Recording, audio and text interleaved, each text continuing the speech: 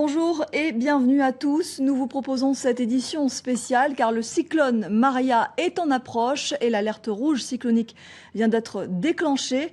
Il est donc déconseillé de sortir. Les écoles sont restées fermées aujourd'hui et les zones d'habitation en bordure littorale ont été évacuées. Nous serons en direct dans quelques instants avec nos envoyés spéciaux à Marie-Galante et aux Saintes car Maria doit surtout toucher le sud de l'archipel. Mais auparavant, je vous propose de nous intéresser de plus près à cet ouragan. C'est un phénomène de catégorie 3 désormais. Monsieur Alain Muslek du service Météo France est avec nous par téléphone en direct. Bonjour Alain Muslek. Alors, est-ce que Maria, tout d'abord, pourrait se renforcer davantage ces prochaines heures et donc en passant sur nos îles ? Donc il est prévu que Maria continue de se renforcer, effectivement. Alors son passage en catégorie 4 n'est pas prévu lorsqu'il sera au plus près, du moins de la Guadeloupe. Ceci dit, demain matin ou demain en fin de matinée, lorsque Maria sera en Caraïbes, il y a de fortes chances qu'effectivement Maria sera un ouragan de catégorie 4. Alors pour le moment, c'est un ouragan de catégorie 3. À quoi doit-on s'attendre? Faut-il craindre beaucoup de pluie, des rafales de vent? Donc il y a eu deux évolutions. La première, on vient de le dire, c'est que Maria s'est renforcée, donc c'est actuellement donc un ouragan de catégorie 3. La deuxième évolution, c'est que Maria a une trajectoire qui est quand même un petit peu plus sud. Là actuellement, sa trajectoire fait passer Maria dans le canal de la Dominique, entre la Dominique et la Martinique. Donc ça veut dire que son passage au plus près de la Guadeloupe se fera à une distance un peu plus importante que ce qu'on pensait. Donc ça, c'est quand même une bonne chose, on va dire. Donc l'un dans l'autre, ces deux éléments se compensent. Ça veut dire qu'au niveau des effets, on attend des effets similaires à ce qu'on annonçait jusque-là, c'est-à-dire des vents forts, et essentiellement effectivement sur le sud de l'archipel. Les Saintes, le sud de la Basse-Terre, le sud-ouest de la Basse-Terre vont être concernés par des vents forts. Donc des vents moyens de 120 km/h, des rafales qui vont dépasser les 150 km/h, un peu moins partout ailleurs, des vagues très fortes en relation avec ces forts vents. Donc on attend effectivement des hauteurs de vagues qui vont dépasser les 8 mètres jusqu'à 10 mètres avec des submersions relativement conséquentes sur tous les rivages exposés jusque dans le petit cul-de-sac marin. Alors justement, Monsieur Muslek, vous l'avez confirmé, Maria passe surtout au sud de l'archipel, la Dominique, les îles du Sud, les Saintes Marie-Galante. Pour autant, c'est quand même toute notre île qui sera impactée. De quelle façon, très concrètement? Comment ça va se passer, par exemple, à Anse-Bertrand, au nord de la Guadeloupe? Alors, Anse-Bertrand, effectivement, ils ne seront pas exposés aux vagues les plus fortes. Par contre, sur les zones du nord de la Grande Terre, il va quand même y avoir du vent.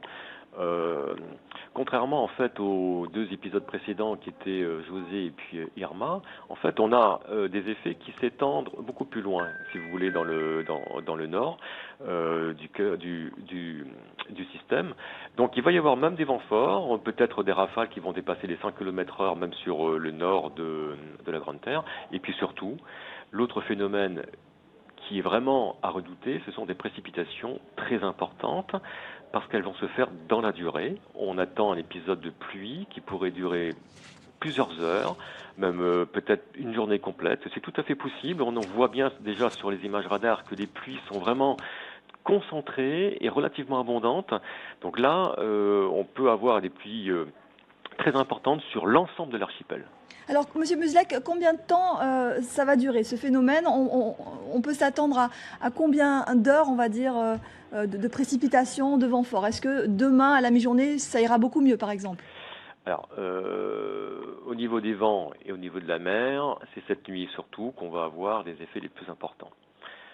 Dès le début de soirée et pratiquement pour toute la nuit, vent et mer démontée vont se rencontrer donc sur cette période. Voilà. Maintenant, les précipitations vont perdurer même une fois que Maria sera éloignée, donc sera en mer Caraïbe. Donc dans la partie arrière de l'ouragan, on aura encore des précipitations. Donc des précipitations qui pourraient durer toute la journée de demain encore.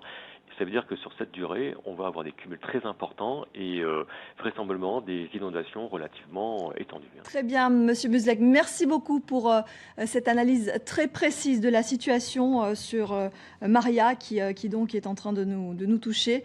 On fera un nouveau point, bien évidemment, dans notre édition de 13h. On vient de l'entendre, Maria va concerner au plus près la Dominique et va toucher les îles du sud de la Guadeloupe. Les Saintes sont particulièrement exposées. Les habitants se préparent à l'arrivée du phénomène. Mélodie Stevenson, vous êtes sur place à Terre de Haut. Bonjour Mélodie. Les Saintois sont très inquiets. Quelles sont leurs craintes ?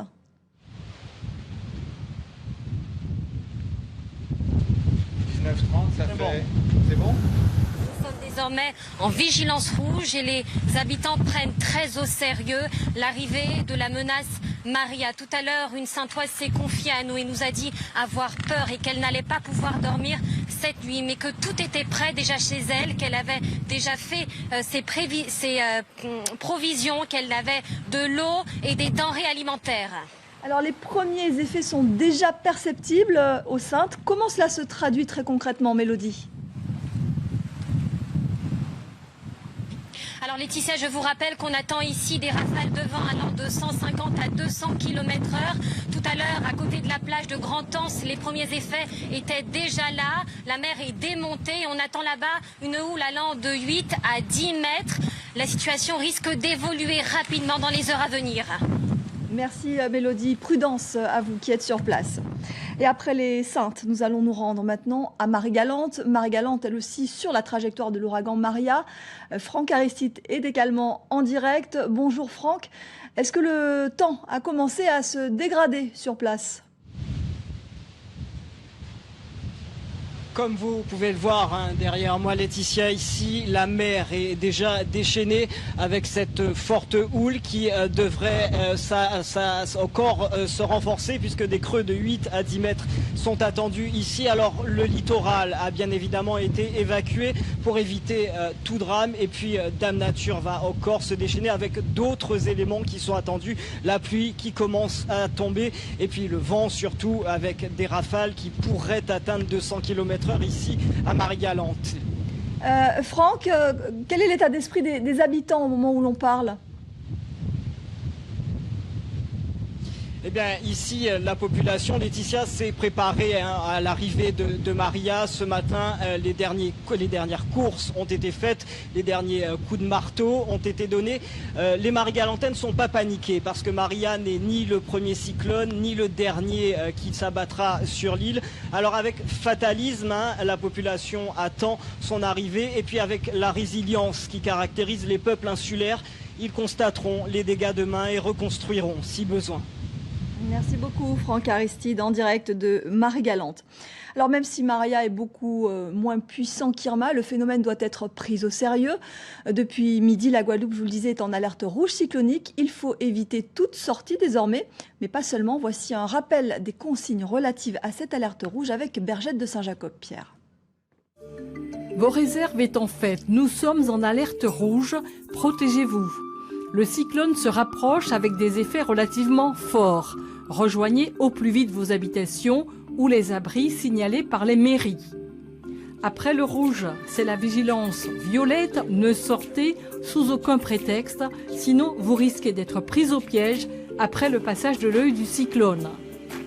En vigilance grise après le cyclone, des dangers subsistent tels que inondations, fils électriques ou arbres à terre. Évitez de sortir.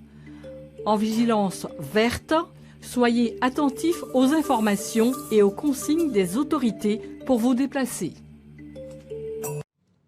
Voilà, c'est la fin de cette édition spéciale. Maria aborde nos îles.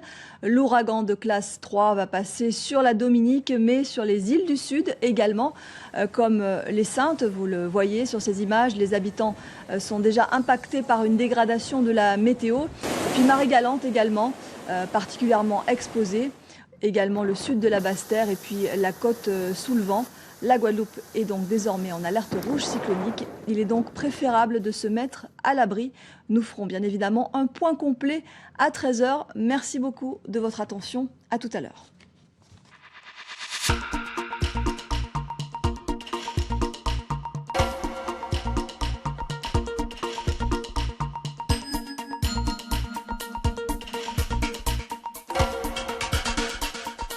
Le foot féminin se joue sur Guadeloupe Première.